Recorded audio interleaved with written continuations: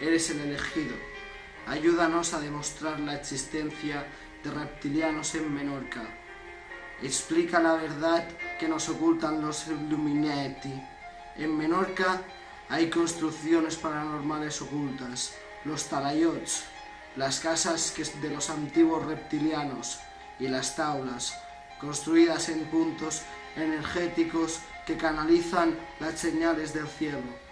Si quieres descubrir la verdad y conocer la energía cósmica, dale a like.